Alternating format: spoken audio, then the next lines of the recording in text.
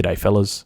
This is a short message just to let you know that available on the Aussie Drongo Discord are all of my 1v1 and team decks for both land maps and water maps, and for every single civilization. That includes the Europeans, that includes the Asians, and it includes the natives. So if you're interested in seeing those decks, I encourage you to join the Discord, and you can find them in the Drongo's Deck channel. Now, let's get on to the video. In this video, we're going to be talking about treasure guardians and the best way that you can defeat them. With each treasure comes a different set of treasure guardians and a different way that you should be tackling those treasure guardians. Ideally, you want to lose as little HP as possible when you're tackling these treasures, because when it comes to the second age, you're going to need your explorer to snare the enemy units, and you're going to need him to be scouting the enemy base. So we spot a 75 wood treasure, which is quite close to our town center, so we know that we're not going to be under threat from the enemy explorer. What we're going to do is we're going to attack the wolves, and we're going to bring them out to this invisible ring, and their aggro is going to reset. Once they're on the return, we're going to hit them, and it's going to cause them to stop, enabling us to take further shots from outside the ring and avoiding aggro from any of the other wolves that want to try and attack us. It takes 3 seconds for your ranged shot to reset, and in that downtime, you can use your crack shot to take out a second treasure guardian, which allows you to be more efficient with your time. While you can't see the edge of the circle, you begin to be able to feel the edge of the circle, and that means that you can stand right on the edge and have a wolf come right up to you, and you're able to melee it, and the other enemy wolves right next to it won't be able to attack you, and they'll run back because the first wolf is blocking them with its body right on the edge of the invisible circle. Even though it might be really tempting just to right click on the final treasure guardian and shoot it and then melee it and then grab the treasure, it's important that you don't do this, because every bit of health that you lose is health that your enemy isn't going to have to take from your explorer, and it's important that your explorer retains as much health as possible. After you take a ranged shot on an enemy guardian, you've got a small period of time where it will remain idle and you can continue moving with inside the circle.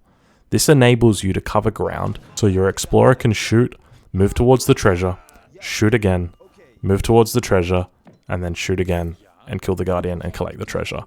That way, you're minimizing the amount of time that you're spending fighting the treasure guardian and maximizing your efficiency. And now we spot a 90 food treasure. So once again, tagging the mobs, bringing them out, aggroing them, and what we do is we shoot the coyote and we follow it around. As you can see, it moves towards the right of the circle. So what we do is with our explorer, we continue following it around the circle so that when we shoot the coyote, what happens is the coyote runs further into the circle instead of running out of the circle, because there is a reset that will happen if the coyote reaches that ring again. So we want to avoid it reaching that invisible ring. Now, I only did just spot the enemy explorer on the minimap. I wasn't actually sure of the explorer's position until that, and as a result, I handled my crack shot slightly differently. I left my crack shot for the very last guardian. By doing this, it guarantees that I can pick up the treasure and I'm not at risk of losing it to the enemy, because the enemy might have their crack shot, might be paying more attention, and might be able to steal the treasure off me. So I spot a treasure for 100 wood, which is being guarded by 2 polar bears. 2 polar bears are very strong guardians. They're guardians that you're not going to be able to kite effectively. There is a mechanic that you can exploit to do it. However, it is a very difficult to replicate mechanic, and only the best players in the game are actually able to achieve it on a regular basis. And even when they're doing it, they can only hit it about 50 to 60% of the time. So I'm not going to be covering that in the video because it is quite advanced, and it's something that I can very rarely pull off, which means that we're going to need to wait for our crack shot to come back up. We're going to hit the bear right as it reaches the edge of the circle, and we've mistimed it. So unfortunately, we've mistimed it. So now the bear is quite far in the circle, but we're still able to aggro it from just outside the ring. We use our crack shot to take out the second bear rather, and we're going to use our envoy here to give us additional damage. Just because the damage that this bear puts out is just so big and it's got a massive health pool, we really just want to make sure we've got as much damage as possible. So if you're playing the French and you've got a scout, or if you're playing one of the native civs and you've converted a human treasure guardian, then by all means make sure you're using it to be tackling polar bears, because you really only get 1 polar bear treasure in the early game, unless you want to be using your crack shot on every single bear that there is. So from there, it's pretty much set and forget. We're just going to make sure that we right click the polar bear and then just shift click onto the treasure, just making sure that we keep an eye on the minimap so that if we do see the enemy explorer, we can make sure that we take over manual control and don't let it shift click anymore. So when you have other units in addition to your explorer that are available to you in the early game, it's important to use them to tank the treasures. So here I'm using my envoy to tank the damage from the wolf. That way, my envoy is not going to die, but it's not going to lose a huge amount of health that is quite necessary for my explorer to retain. So my envoy has only lost 36 health, and that health is kept on my explorer.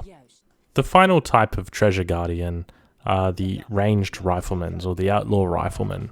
So these ones are quite simple, but you're going to need at least 200 health to be able to kill them.